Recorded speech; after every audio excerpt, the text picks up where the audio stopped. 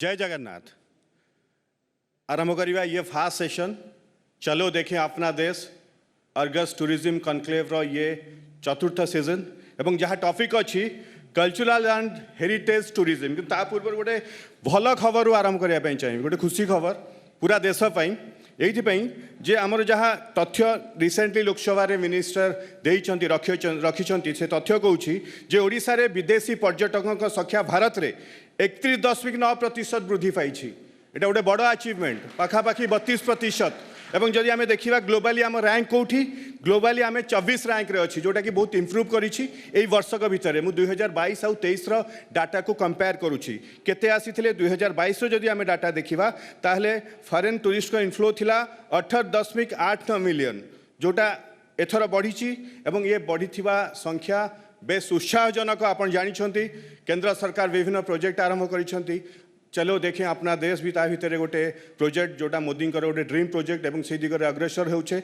आम ओडिशा कथा भी देखा ताकू नहीं आलोचना भी करवा कारण जदि आम देखा आप बजेट रे तो ओडिशार economy mostly dependent on mining खଣି उपर निर्भर करुच्ची जितेबाला कि आम पाखे सुदीर्घ बेलाभूमि अच्छी इतिहास ऐतिह्यर वार्ता बहन करुवा कीर्तिराजी माने अच्छी आपण जेकोसी जगह को जी से गोटे ना गोटे टूरिस्ट प्लेस थी किंतु सेटा लोकलोचन को आसी पारिनी। किंतु बड़ कथा होची एथर नुआ सरकार रे 800 कोटी टंकार बजेट आलोकेशन होती टूरिज्म डिपार्टमेंट को जोटा बढ़ी पाखापाखि 100 कोटी अधिक बढ़ी जोटा गोटे भल साइन एवं 500 कोटी अधिक इंफ्रास्ट्रक्चर रे खर्च हम जोटा कि गोटे वेलकम स्टेप ता सहित रोड मैप प्रस्तुत होची। आम निश्चय आशा करवा जे आम इकोनोमी भी केरल गोवा हिमाचल प्रदेश उत्तराखंड भली टूरिज्म ड्रिवेन इकोनोमी हो ता सहित एम्प्लॉयमेंट जनरेशन हम जो कथा दीक्षा कहते जो 2034 बेलू एम्प्लॉयमेंट जनरेशन रे टूरिज्म डिपार्टमेंट टूरिज्म गोटे बड़ रोल प्ले करिवो। तो आरंभ करवा आमर जहाँ प्रसंग अच्छी कल्चरल एंड हेरिटेज टूरिज्म आमर ये सेशन रे मु 3टा राउंड रे आम आलोचना करिया। प्रथम राउंड रे जो मैंने अतिथि मैंने अच्छा से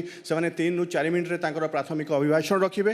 द्वितीय राउंड रे तांकर सहित इंटराक्शन हम अतिथि मान सहित। तृतीय राउंड आपण मैंने जो मैंने उपस्थित अच्छा से क्वेश्चन आंसर करेंगे क्वेश्चन पचारि पारे। ये अतिथि मैंने अच्छा एक्सपर्ट ओपिनियन नवा और ये गोटे अभियान चलो देखे अपना देश ये अर्गस गोटे अभियान ये केवल कनक्लेव नुह एवं ये जिते भी होठू जहाँ भी आलोचना होची से आलोचना जो निष्कर्ष बाहर से गोटे रोड मैप प्रस्तुत कर निश्चय सहायक हम। अर्गस रे आशा भरोसा सह आम आरंभ करिया फास्ट सेशन। प्रथमे मु आरंभ करने चाहिए मो सहित अच्छा श्री जगदीप भगत जे होती TIA रो प्रेसिडेंट एवं फाउंडर मेंबर। जगदीप जी पहले आपसे शुरू करना चाहूँगा। 4 मिनट का आपके पास टाइम है, 5 मिनट आप ले सकते हैं। पहला जो इंटरेक्शन होगा मैंने जैसे इन्फॉर्मेशन रखा कि काफ़ी इन्फ्लो बढ़ा है तो आप कैसे देखते हैं ग्राउंड में ये कैसे इम्प्लीमेंट हुआ है खास करके जो सेंट्रल गवर्नमेंट का जो भी स्कीम्स है टूरिज्म को लेके। सबसे पहले तो मैं आर्गस न्यूज़ को बहुत बहुत बधाई देना चाहूँगा दिल से। 2 कारण से कि एक तो मेरी सारी उम्र प्रोफेशनल कैरियर टूरिज्म में बीता है और जो पिछले 3 सीजन्स में मैंने देखा है और जिस लगाव से आर्गस एक बहुत बड़े कॉज को आगे लेके चल रहा है I believe this is really appreciable and I must say this is remarkable. I am talking on behalf of all the industry in India because कहना और करने में जो फ़र्क है वो यहाँ दिख रहा है। कहते तो मतलब हम लोग काफ़ी जगह पे हैं बट जब तक होता नहीं है तब तक वो चीज़ नज़र नहीं आती है। जैसा कि आपने बोला आज की डेट में पिछले 5-7 सालों में जो एक चीज़ उभर के आई है सामने particularly in context to India. See globally tourism is driven by geographical regions, geographical attractions, not based on culture and heritage. And India has that by God-gifted advantage, oldest civilization. Matlab, when we talk of culture, heritage, nobody can meet. That the only problem which was happening earlier that we were not pitching India as a destination which is based on its roots. किसी भी पेड़ की हम बात करते हैं, किसी building की बात करते हैं कि अगर एक बिल्डिंग खड़ी है 20 माला बिल्डिंग खड़ी है तो वो उसकी ऊंचाई से ज़्यादा उसकी फाउंडेशन इज़ इम्पॉर्टेंट। पेड़ है, पेड़ की roots are important. So when we say tourism की रूट्स को अगर हम समझे तो that is culture and heritage which gives an added advantage to promote India as a tourism destination in true sense because we have got everything. Geographical तो हमारे पास कोई कमी है नहीं, मतलब हमारे पास इतनी बड़ी कोस्ट लाइन है, पहाड़ हैं, अट्रैक्शंस हैं, मॉन्यूमेंट्स हैं, सब कुछ है। पर the kind of thing which we need and this is the shift which we as an industry stakeholder seeing. Last few years, now focus is more towards putting those things on the plate which were never discussed about. So if inbound tourist is coming earlier, they were coming for the charm of couple of monuments in India which were only marketed overseas. Even Ministry of Tourism were restricting their marketing to key monuments because they thought that is the only thing which can get you inbound customers.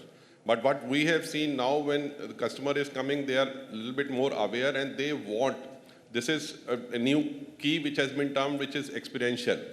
So you experience what? You experience only that thing which is already there, deep rooted. This is what I believe, that culture, heritage, this is what is being experienced and what is being looked out by the tourists these days.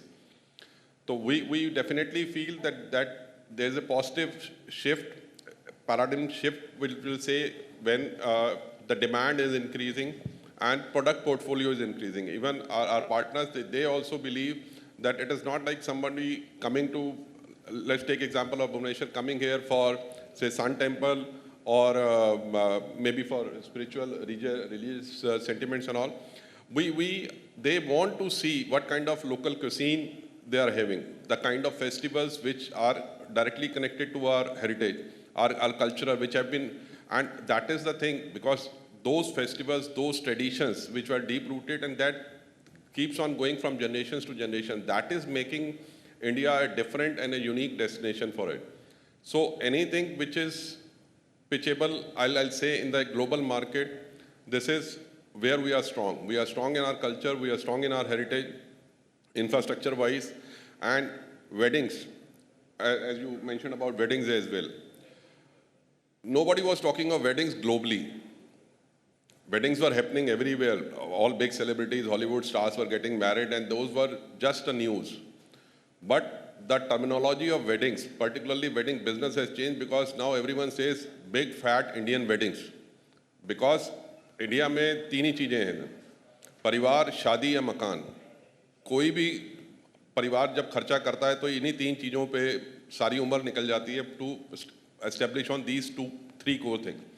So this Indian big fat wedding which it says globally, उसकी वजह से wedding एक segment tourism में उभर के आ गया है. पूरी दुनिया अब ये कहती है कि वेडिंग एक अलग से स्पेशलाइज वर्टिकल है टूरिज्म में, जिसकी कभी पहले कोई बात नहीं करता था. एज सच की वेडिंग में भी टूरिज्म हो सकता है, क्योंकि वाकई वो ड्राइव करता है बड़ी सारी चीज़ों को. जिस तरह माइस में हम कहते हैं, माइस में कॉर्पोरेट मूवमेंट्स के हिसाब से चीज़ें अलग रहती हैं, पर वेडिंग्स डायरेक्टली कल्चरल से रिलेटेड है. बिकॉज जिस भी रीजन में वेडिंग हो रही है, जो भी कम्युनिटी कर रही है, उनके पुराने कल्चरल रिचुअल्स रहते हैं, राइट्स रहते हैं, जिसकी वजह से वो चीज़ होती है. तो अब लोग जो आके यहाँ देखते हैं या इंडियंस बाहर जाके वेडिंग्स कर रहे हैं, तो वो कल्चरल जो एक जिज्ञासा लोगों में, बाहर के लोगों में है, to see those things which are developing.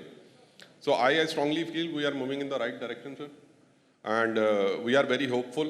Our members across country, they are very hopeful. They are pitching these things, and we are there to do whatever as an industry stakeholder we can do to promote culture and heritage.